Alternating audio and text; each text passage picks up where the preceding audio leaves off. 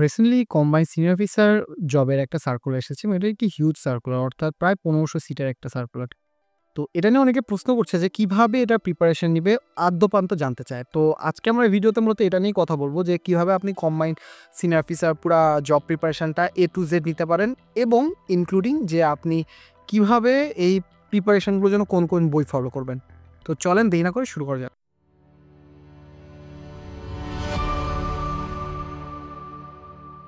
Hello everyone, welcome to এনগিটস। আমি মোহাম্মদ লতিফুর রহমান। আজকে আমরা কথা বলবো যে কম্বাইন্ড সিনিয়র অফিসার যে পোস্টের পরীক্ষাটা আসছে, তো এটার প্রিপারেশনের জন্য কীভাবে প্রিপারেশন নিতে হবে, কী পড়বেন, কী পড়বেন না, কী ভুল করবেন না, এইসব বিষয় নিয়ে আমরা মূলত আজকে কথা বলবো। তো চলেন দেরি না করে শুরু করা যাক। আর আপনি যদি এই চ্যানেলে নতুন হয়ে থাকেন, অবশ্যই আমরা এরকম অনেকগুলো ভিডিও বানাই যেগুলো ব্যাংক এবং বিসিএস জব রিলেটেড। সো আপনার যদি এরকম কোনো পছন্দ থাকে অবশ্যই চ্যানেলটি সাবস্ক্রাইব করে রাখুন। এরকম প্রচুর ভিডিও আসছে, বিসিএস রিলেটেডও আরও ভিডিও আসছে, তাই চ্যানেলটি সাবস্ক্রাইব করে রাখুন, নাহলে আপনি মিস করে ফেলতে পারেন কিছু ভিডিও। প্রথম পয়েন্ট আসি, বই। ব্যাংক জবের ফুল প্রিপারেশনের জন্য কী বই দরকার সেটা আমি ফুল ডিটেল দিয়ে রেখেছিলাম। সেই ভিডিওর লিঙ্কটা আমি আই বাটন দিয়ে রাখবো, আপনি ফুল ভিডিওটা দেখে নিতে পারেন, তাহলে আপনি বুঝতে পারবেন যে কী বই আপনার ফলো করলে ব্যাংক জবের ফুল প্রিপারেশন হবে। আগে বলে কি, ব্যাংক জব প্রিপারেশনের জন্য অবশ্যই সাবজেক্ট ভিত্তিক বই দরকার, অর্থাৎ বাংলার জন্য স্পেসিফিক বাংলার ম্যাথ, অভিজাতি অথবা MP3, তারপর সাধারণ জ্ঞানের জন্য বাংলাদেশ বিষয়াবলী। আন্তর্জাতিক বিষয়াবলী এখানে খুব বেশি লাগে না, তবে যেহেতু ব্যাংকের প্রিপারেশন নেবেন রিসেন্ট টপিকগুলো লাগে, অর্থাৎ আপনার হলো গিয়া মেন্স সম্পাদকীয় বা ধরেন কারেন্ট অ্যাফেয়ার্সের লাস্ট 3 মাসেরটা পড়লে মোটামুটি হয়। আমি বলছি না 100% হবে, 100% হওয়ার কোনো চান্স নেই, মোটামুটি হবে। আপনার এই পরিমাণ জেনারেল নলেজের জন্য পড়তে হবে। ইংলিশের জন্য যে কোনো বই, অর্থাৎ মাস্টার্স অথবা হলো গিয়া আপনি ইংলিশ ফর কম্পিটিটিভ এক্সাম, দুটোই ভালো, আপনি যে কোনো একটা ফলো করতে পারেন। এবং যদি আপনি তাকান ম্যাথের জন্য এটা নিয়ে অনেক কন্ট্রোভার্সিয়াল টপিক আছে, আমি অত ডিটেলসে না যাই, আর সহজ কথা বলে ম্যাথের জন্য খায়রুলসের বেসিক ম্যাথটা দিয়ে শুরু করতে হবে যদি আপনি শুরু করে না থেকে থাকেন। আর যদি শুরু করে থেকে থাকেন তাহলে খায়রুলসের অ্যাডভান্সটা করতে পারেন। সব ম্যাথ লাগবে না, আগে বলছি খায়রুলস অ্যাডভান্সের সব ম্যাথ লাগবে না, আপনি বেছে যতটুকু আপনার দরকার ততটুকু পড়লে মোটামুটি হচ্ছে। আর এটা ছাড়া আতিক রহমানের একটা ব্যাংক ম্যাথ জব আছে, আমি ভিডিওতে বলে রেখেছি, ওটা দেখতে পারেন। আইসিটির জন্য কম্পিউটার আওয়ার আমি অলওয়েজ সাজেস্ট করি, এই কটা বই থাকলে আপনার মোটামুটি হয়ে যাচ্ছে। তো এইগুলোর পরে সবচেয়ে ইম্পর্টেন্ট কোন বইটা হয়ে দাঁড়াবে, যেটা আমাদের ওই ভিডিওর সবচেয়ে বেশি প্রশ্ন ছিল, সেই অ্যান্সারটা এখন করব আমি। সেই বইটা হলো এই বইটা, এমিনেন্টেড BIBM। হ্যাঁ, আমি মূলত বাজারে বেশ কতগুলো বই চেক করেছি এবং আমার কাছে মনে হচ্ছে এই বইটাই বেস্ট। এর কারণটা আমি একটু পরে আসছি।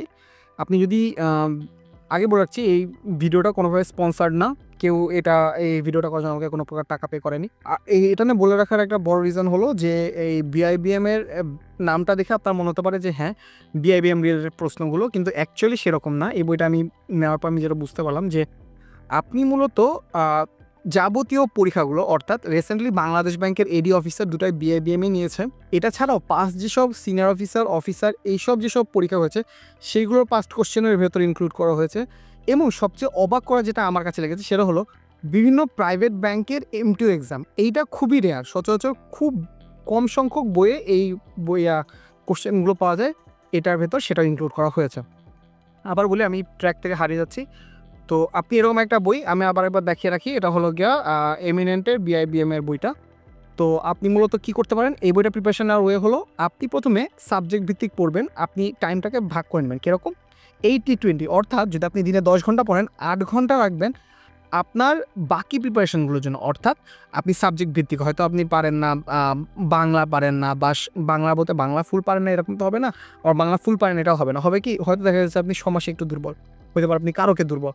আপনি 80% টাইম রাখবেন প্রথম দিকে, আগে বলে রাখছি প্রথম দিকে এই টপিক ভিত্তিক পড়বেন, আর 20% টাইম রাখবেন পাস্ট কোশ্চেন সলভ করবেন। এটা কীভাবে পড়বেন আগে বলি। প্রথম কাজ হলো আপনার আজকে এরকম একটা বই হাতে নিয়ে, এরকম একটা বই আপনি হাতে নেবেন। হাতে নেওয়ার পর আপনি যে কাজটা করবেন যে আপনি প্রথমে এই পাস্ট কোশ্চেনগুলো হলো গিয়ে একটা সলভ করবেন। সলভ কোশ্চেন দেখবেন যে আপনি অনেকগুলো টপিক পারেন না, হতে পারে আপনি রাইট ফর্ম অফ ভার্ব পারেন না, হতে পারে আপনি ওই লসাগু গসাগুর ম্যাথ পারেন না, হতে পারে আপনি হলো গিয়া অন্য যে কোনো একটা টপিক পারেন। আপনি যেই টপিক পারেন না সব একটা খাতা বানাবেন, সব টপিক লিখবেন যে আমি এই টপিক পারি না। এবার কি করবেন, আপনি প্রত্যেক দিন, যে বললাম 10 ঘন্টা যদি আপনি পড়েন, আপনার 80% টাইম অর্থাৎ 8 ঘন্টা আপনি টপিক ওয়াইজগুলো সলভ করবেন। অর্থাৎ আজকে হয়তো আপনি কারক শেষ করলেন, 8 ঘন্টায় কারক আর ধরেন সে আরেকটা 2টা টপিকের বেশি হবে না। আপনাকে তো একটা লেন্দি প্রসেস, আপনি তো এরকম না যে আপনি আজকে প্রিপারেশন কালকে আপনি ব্যাংকের মানে পরীক্ষার জন্য প্রিপেয়ার হয়ে যাবেন, তা তো হবে না। তাই আপনাকে যে কাজটা করতে হবে যে এরকম আপনি আগে নিজের লিস্ট বানাবেন যে আমি এটা পারি না, এই টপিক লাগবে, কারণ অনেকগুলো টপিক লাগবেও না। যে টপিক লাগবে না সে টপিক আপনার পড়ার কি দরকার। সো আপনি আগে লিস্ট করবেন যে আমার এই টপিক আছে, যে এই টপিক আমি পারি না। এখন আপনি কোন টপিক পারেন এটা তো আমি বলতে পারবো না, কোনো ভাইয়া বলতে পারবে না, কোনো কোচিং বলতে পারবে না।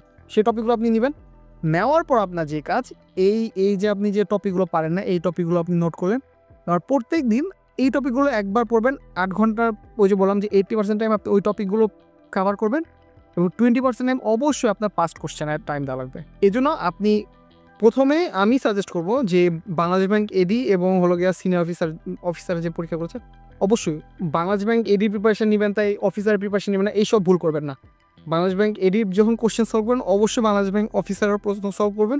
সিনিয়র অফিসারের যখন প্রিপারেশন নেবেন অবশ্যই অফিসার প্রিপারেশনটা নেবেন। এই জায়গায় ভেদভাব করবেন না ভাই, আপনি জয়েন করেন না করেন সেটা আপনার বিষয়, বাট প্রিপারেশন নেওয়ার সময় সব পড়বেন। এবার আমি ধরে নিচ্ছি যে আপনি এই রোজ যখন এই প্র্যাকটিসটা করছেন আস্তে আস্তে দেখবেন কি আপনার 80% টাইম থেকে কমা শুরু হয়েছে। অর্থাৎ আপনার যে পরিমাণ টাইম আগে চ্যাপ্টার ওয়াইজ পড়া রাখতে আস্তে আস্তে ওটা কমা শুরু করবে। আর যে পরিমাণ টাইম আপনার কোশ্চেন সলভ করতে আগে হয়তো আপনি 2 ঘন্টায় একটা কোশ্চেন সলভ করতে পারতেন, অনেক ক্ষেত্রে একটাও সলভ করতে পারতেন না। এখন আস্তে আস্তে 2 ঘন্টায় একটা, দুটা, আস্তে আস্তে আপনি 3 ঘন্টা যাবেন 2টা বানানো করার জন্য, আস্তে আস্তে 4 ঘন্টা যাবেন 3টা করার জন্য। এভাবে করে আপনি আপনার কোশ্চেন সলভের পরিমাণ বাড়াতে থাকবেন। আপনি কখন বুঝবেন আপনি প্রিপেয়ার?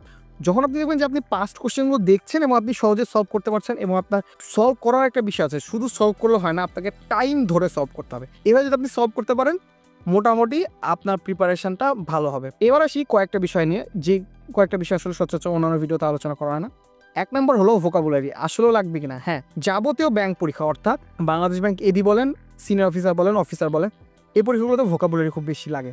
আমি পার্সোনালি ভোকাবুলারি যেভাবে পড়তাম এরকম একটা বই কিনে নিতাম আমি মেনলি। এটা একটা এমিনেন্টের একটা বই,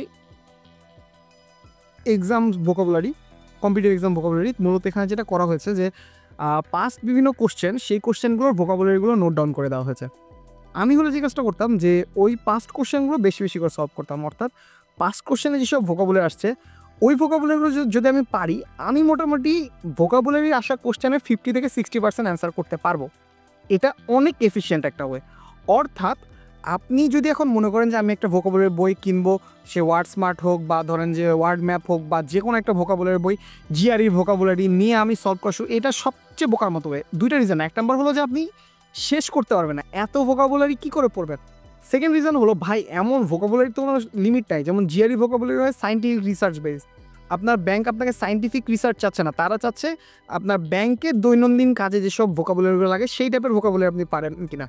তো এই ক্ষেত্রে এই পাস্ট কোশ্চেনগুলো সলভ করা দ্য বেস্ট ওয়ে আপনার ভোকাবুলারিকে এনহ্যান্স করার জন্য। তাই এই ভুলটা কখনোই করবেন না যে একটা বিশাল মোটা আমি একটা ভোকাবুলারি বই কিনে নিলাম এবং সেই ভোকাবুলারি বই ধরে A to Z আমি সলভ করছি।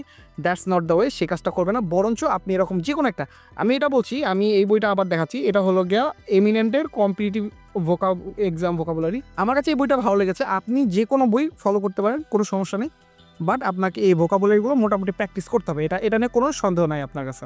এবার কিছু পয়েন্ট আসি যেটা আপনার মোটেও মিস করা উচিত হবে না।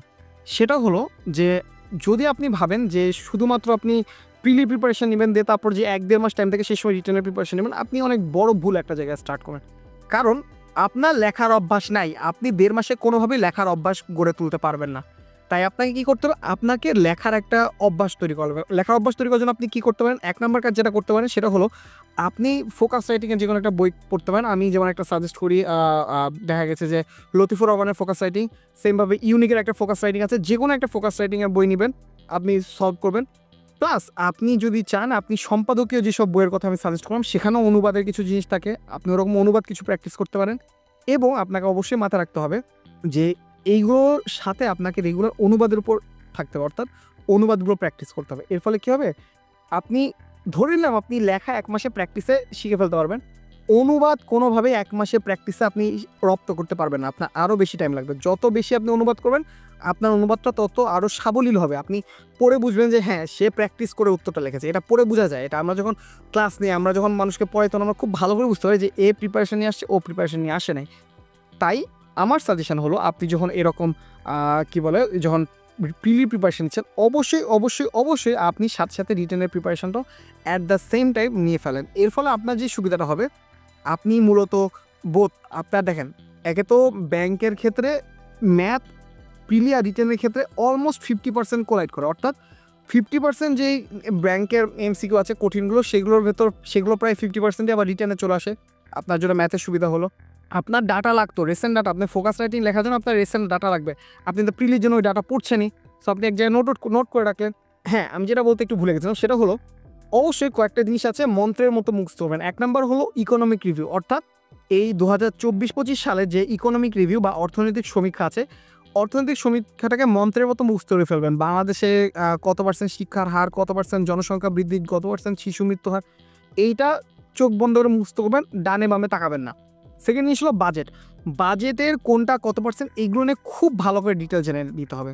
থার্ড জিনিস যেটা, বিভিন্ন ব্যাংকিং টার্ম থাকে, আপনাকে ব্যাংকিং টার্মগুলো জেনে নিতে হবে। আমাদের গ্রুপে ব্যাংকিং টার্ম নিয়ে একটা পোস্ট আছে, আমি এই ভিডিও লিঙ্ক কমেন্টে ওই ব্যাংকিং টার্মগুলো দিয়ে রাখবো।